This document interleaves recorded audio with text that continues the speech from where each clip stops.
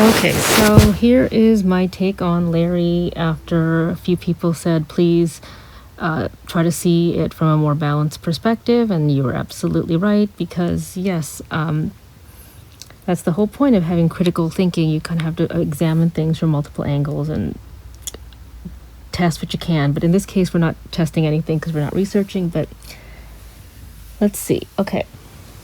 So, you know how in Louis' song, Too Young, it's so late, but I wanted to get this out. It was you all along. Oh, no, it's all along. And he said that one of the lyrics says, I'm sorry that I hurt you, sorry that I hurt you, darling. And in a nutshell, I think here's the really quick explanation. Harry was deeply, intensely in love with Louis.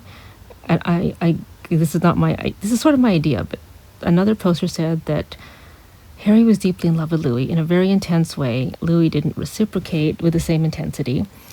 And that when Louis was, becoming a parent, and it was announced, and just all the hoopla, that Harry was devastated. Then the band ended, and then, everyone goes on a solo career.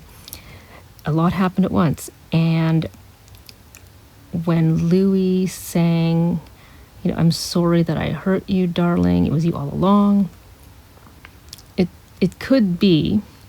So basically, I agree with you, other poster, totally.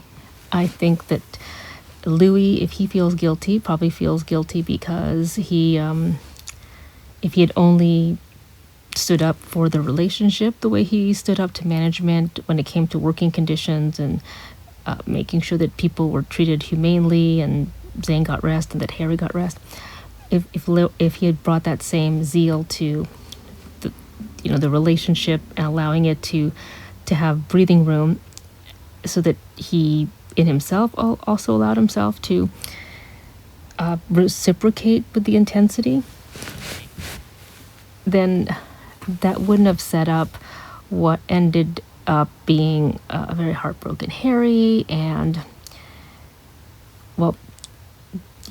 people, I think that they were kind of on and off, and when they were off, that's kind of when Louis was seen with Brianna. So plus the whole Eleanor situation, so there was just a lot that maybe in Harry's mind probably was hoping that the same fight that Louis had for other things he could have had with the relationship, so that reciprocal intensity was displayed.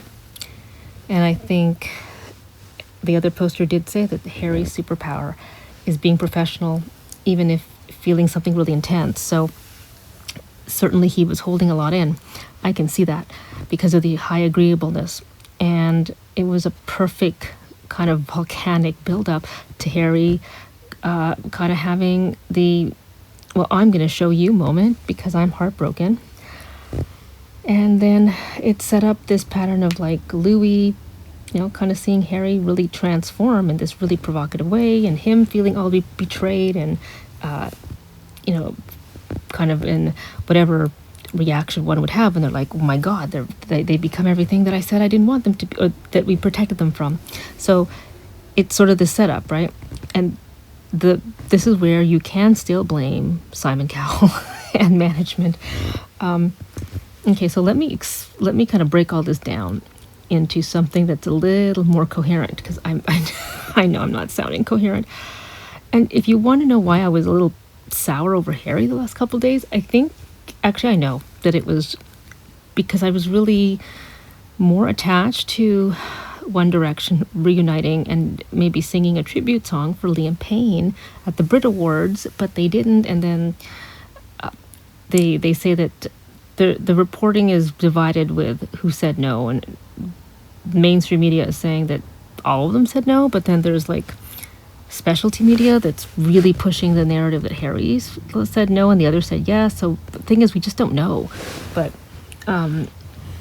if you look at Louis' performance agenda, like he wouldn't have been available because he had to fly to India. So anyway, that's where I was sour with Harry. And then someone did point out a couple other things, which had me thinking, okay, so if we do a hypothetical case study of how all these factors, the unreciprocated intense love, the shock of the person who was your closest your closest person on the world to you in such an intense way for 6 years, suddenly having a baby, which listen to the words of Kiwi, and having your baby, then your business, and then your band breaking up and having to make major life-altering decisions, plus being highly agreeable, how that was a perfect storm for this 360 transformation of the wholesome Harry in one direction to this provocateur showman with the really kind of kinky outfits, right? Okay, so let's see. Okay, so this is just a case study inspired by Harry's career trajectory. It is not an analysis or not an assessment. It's not a diagnosis. It's nothing. It's just purely a theoretical exercise applying some established psychological research to an observable phenomena based on public footage and interviews. So, because we don't know the private person, we don't know what's really going on. We only know what they allow us to see. So we'll be operating from a hypothetical premise and exploring how certain theories might explain behavioral changes if the Larry Stylinson theory was actually true. See, I think it's true, but for the sake of this discourse, we have to treat it as a hypothetical factual. All right, so this approach will allow us to apply complex psychological concepts to a familiar case while recognizing that the actual circumstances of Styles' personal life remain private and known only to him. The goal is educational, to understand the psychological mechanisms that might drive dramatic identity shifts in early adulthood. Okay, so we begin by examining what psychological research tells us about concealed significant attachments. Yes, I will be putting references in the description, don't worry. According to research by Foster and Campbell that was published in the Journal of Social and Personal Relationships, maintaining hidden significant relationships creates unique psychological strain. This is particularly true during formative developmental periods like late adolescence and early adulthood, when identity is still being consolidated. The research suggests that concealment requires constant vigilance and identity compartmentalization that can fragment one's self-concept. Essentially, the individual must maintain separate versions of themselves, the public self and the private self, that acknowledges the attachment. So Professor Leigh Miller's studies documented in the Journal of Social Issues expand on this concept. His research identifies what he calls identity dissonance, a state where individuals must continually reconcile their public and private selves. When such relationships exist in high visibility contexts like the entertainment industry, this dissonance intensifies dramatically. So in our hypothetical scenario, if Styles maintained a concealed significant attachment during his time in one direction, these dynamics would apply. The psychological effort required to maintain this compartmentalization would be substantial, particularly given the intense media scrutiny and public interest that the band experienced. Green and Faulkner's research in communication studies suggests that such concealment often leads to compensatory behaviors when the attachment ends or changes form. These frequently manifest as dramatic shifts in self-presentation that signal both availability and new identity. So now let's examine how significant life events can disrupt an individual's sense of personal narrative. If we apply Berger and Luckman's classic work on the social construction of reality to our hypothetical scenario, certain events would constitute what they term a biographical disruption. Such disruptions force individuals to rapidly reconsolidate their identity when established narratives can no longer be maintained. In our case study, a convergence of disruptive events occurred in late 2016. One Direction began its hiatus. Styles signed a solo recording contract. He began work on both his debut album and the film Dunkirk. And most significantly for our hypothetical premise, Louis Tomlinson announced he was expecting a child with someone else. According to research by McAdams and McLean, published in Psychological Bulletin, such biographical disruptions force rapid identity reconsolidation, particularly when they involve attachment figures. The research demonstrates that when private narratives conflict with emerging public narratives, individuals often undergo accelerated identity formation.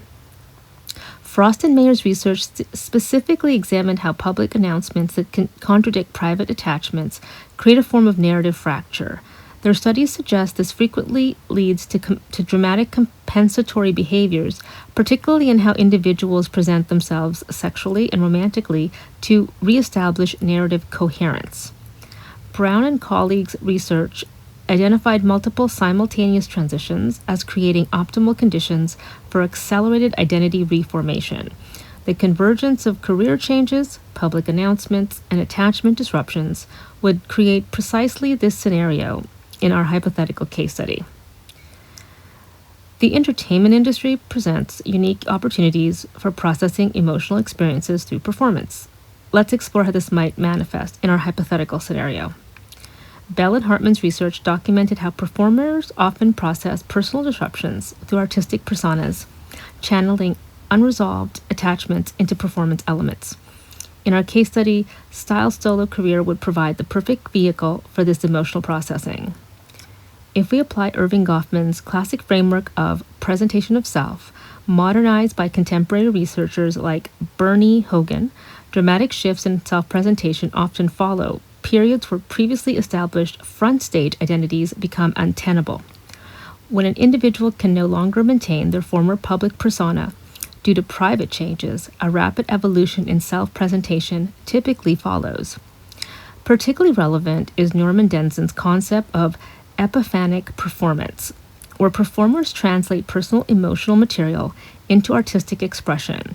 His research documents how unresolved attachments frequently manifest as increasingly provocative performances that symbolically process the attachment disruption while simultaneously establishing new identity markers. In our hypothetical scenario, Styles' increasingly provocative stage presence, lyrics with ambiguous pronouns, and fluid fashion choices could represent this form of emotional processing through performance. Fisher's neurobiological research demonstrates that when attachment figures become definitively unavailable, individuals often experience both dopamine and testosterone surges that frequently manifest as dramatically increased sexual signaling behaviors. Her research suggests this serves both emotional processing and male attraction functions. So let's examine how these psychological theories might map onto the observable timeline of Styles' career evolution. So 2010 to 2016 is the identity constraint period. During One Direction, Styles presented a relatively wholesome public image aligned with the band's marketing to a young demographic. If operating from our hypothetical premise, this period would correspond with what researchers Adams, Curtis, and Forbes term identity constraint, where individuals conform to external expectations while maintaining private attachments. The constraints would come from both management directives and the need to maintain the concealed attachment, creating what psychologists call dual identity management, a psychologically taxing process that often builds pressure for later expression.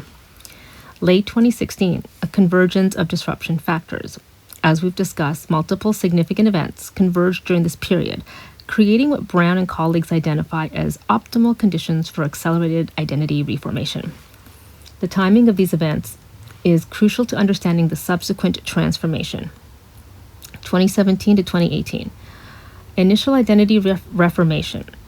Styles' first solo album and tour showed noticeable but measured shifts in self-presentation, longer hair, more flamboyant clothing, and subtle sexual references in lyrics. So he was sort of showing this before the band ended, but they're only focusing on kind of like the form it took when solo hit. Because the longer hair, I think he cut it off by the time the solo hit, so they're a little off here. Anyway, this aligns with what Radmacher and as media termed the signaling phrase of identity reformation following attachment disruption. Well, no, I think the long hair was actually management, so that this is actually off, but some of this might still be applicable. So during this phase, individuals typically begin testing new identity elements while still retaining aspects of their previous presentation. Exactly what we observed in his early solo career. Okay. So 2019 to the present, pronounced provocative expression. With his second and third albums, Styles' image evolved to include more overtly provocative elements, gender fluid fashion choices, more explicit sexual references in music, and increasingly provocative stage behaviors. But we were seeing signs of it the last year and a half of the band. So I think something was just happening. I think he was just getting older, but it probably got pushed further and further into expression after the band ended, and Louis had a life change. This progression aligns with what McDermott and colleagues identified as the typical timeline for post-attachment compensatory expression, a graduated increase in provocative behavior that peaks approximately 2 to 3 years after the attachment disruption. So yeah, that coincides with 2017 to 2020. Individual personality traits play a crucial role in how people respond to attachment disruptions and life transitions. So Stiles has consistently demonstrated traits associated with high agreeableness in his public persona, being accommodating, diplomatically handling conflicts, and showing concerns for others' feelings. According to Jensen Campbell's research, highly agreeable individuals are particularly susceptible to influence during periods of attachment disruption. So in our hypothetical scenario, this personality trait would have facilitated both maintaining a concealed attachment and then accepting industry guidance toward a more provocative image following the attachment disruption. So Graziano and colleagues' concept of delayed rebellion in agreeable individuals provides a framework for understanding how Stiles might have conformed to boy band expectations before undergoing a more dramatic shift than might be expected from somebody with his personality profile.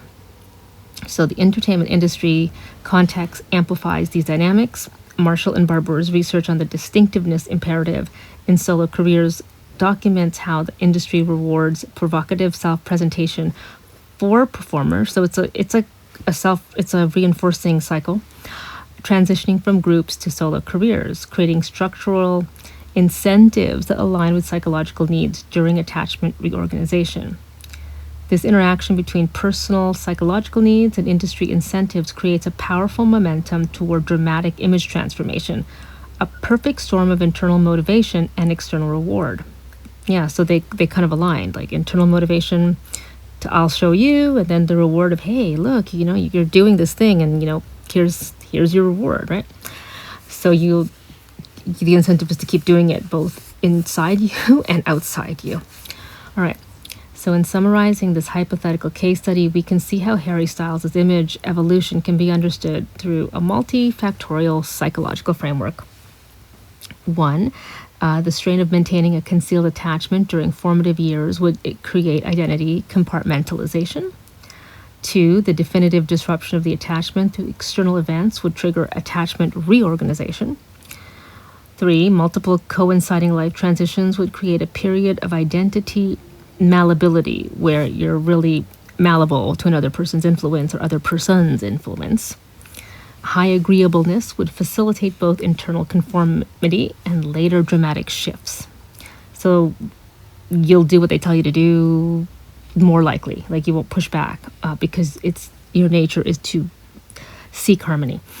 Industry pressures would channel this psychological reorganization toward provocative self-preservation, and performance would become a venue for both emotional processing and identity reformation.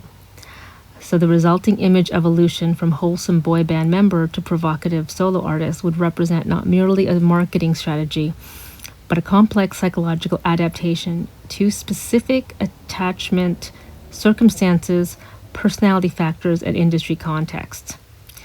Okay, so it's important to reiterate that this analysis operates from a purely hypothetical premise for the purpose of applying psychological concepts, and the actual circumstances of Styles' personal life and the motivations behind his artistic choices remain private and known only to him. Okay, disclaimer. What this study does provide is insight into the complex psychological processes that drive identity transformation in early adulthood, processes that affect many young people, though rarely with such public visibility. So thank you for joining me for this exploration in psychological transformation, with all the fans challenging me. Well, not all the fans, not of me, but all the fans of Larry, challenging me to kind of take another look. And I like to analyze, and I like to critically think as best I can. And I hope this has been interesting. So I'm curious, what do you all think? I mean, I do wonder if, there's research on the, on the other hypothesis that the provocative behavior is also a form of, I don't like to use the word revenge, but it's sort of revenge. It's like it's kind of all the years maybe you upset me and frustrated me. Now I'm going to upset and frustrate you. I don't know. I mean, that was kind of my thinking. And, the databases for academic peer-reviewed research is huge. And I'm sure someone could find something. I only have so much time to be on the library right now. So what do you all think? And is it possible, based on all this, that perhaps both of them could equally feel guilty? Right? Like, in a way, no one's guilty, but both can feel guilty, but both are innocent. Because if Louis had reciprocated with the same intensity and fought for the relationship more in the way he fought for other things, maybe you wouldn't have had a breakup. But also, I kind of would have liked it that in the age of Elton John being married to David for all these years, and now they've got 2 kids that they had assisted reproductive medicine to have. I mean, I would have, what my happy ending would have been for them, like at least what I think would have been, is if they just really could have been together. And the closeting is the start of all this. If there was no closeting, none of this shit would have kind of happened. If everything about Larry's true, right? If we kind of go by that, if everything has been true, then the real problem, we actually can blame Simon and company again. Set up this chain of events, right? So, the provocative behavior really does serve as a form of sexual retaliation because, yes, a former romantic partner didn't just find someone else, like they were having a baby with them, and that sort of permanently would tie them to the other parent, right? Even if they didn't have a relationship anymore. Because, okay, here's some more research that I pulled up on the research abstract database. Okay, signaling mate value signaling. So competitive mate value signaling, yeah, so that would explain the romantic, the sexual retaliation against the romantic partner would feed the need for signaling that you have value. Research by Buss and colleagues in 2000 in evolutionary psychology suggests that after relationship dissolution, individuals will often engage in what they call mate value advertisement behaviors when a former partner has moved on, especially with a significant life event like having a child with someone else. The psychological drive to demonstrate one's continued or enhanced desirability intensifies. And this can manifest as a deliberately provocative behavior that signals, I am still highly sexually desirable, you have not diminished my appeal to others, and I have access to numerous partners. And the public nature of this signaling is crucial. It's specifically designed to be visible to the former partner, because in this case, you can't just sort of block them on Instagram. The news will remind you about what they're up to all the time. So usually for the people that are private citizens, it's more social media that you're doing this signaling, but in celebrity cases, it's through public performances and appearances. Okay, and then this is where people are kind of commenting on the narcissistic thing. We are not going to diagnose, but there is a term called narcissistic injury response, which is not the same thing according to this, based on how it's used to explain psychological process. So the Baumeister's research on ego threat, 1996 was when it was published. It provides another framework. So when relationships end in ways that threaten self-concept, particularly if one was rejected or quote unquote replaced, individuals may experience what clinicians call narcissistic injury, a painful wound to self-esteem. So provocative behavior can serve as a compensatory mechanism to restore threatened self-worth by generating widespread attention and desire from others. The individual attempts to heal the narcissistic wound caused by rejection. The more public and attention generating the behavior, the more effective it serves the psychological function. Okay. And then emotional regulation through symbolic reversal. Oh, this is a big one.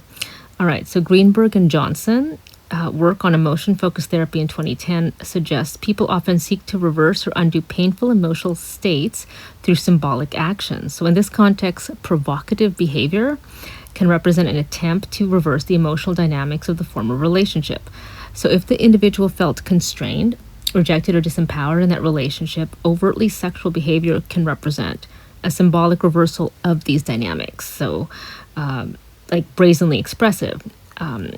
The former rejected becomes wildly desired, and they become provocatively autonomous. And this provides a form of emotional resolution through what psychologists call a corrective emotional experiences. So maybe that was his, unbeknownst to him, maybe that was his self-prescription of, I'm going to channel Freddie Mercury. I'm going to wear these like really provocative dresses. I'm going to have this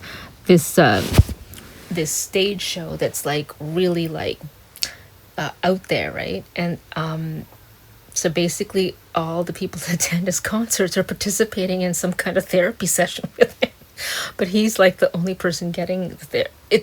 I'm joking. It's not, doesn't work that way, but it kind of is like, it's like his concerts are like a therapeutic thing. But then he does these Freudian slips. So say Larry did break up, right? Then him at Harry Ween singing Hopelessly Devoted to Lou is kind of a Freudian slip, or it's an intentional jab. One way or the other, it is a public display, and it's kind of like poking the bear because you want to poke the bear because you actually want the bear this time to react, right?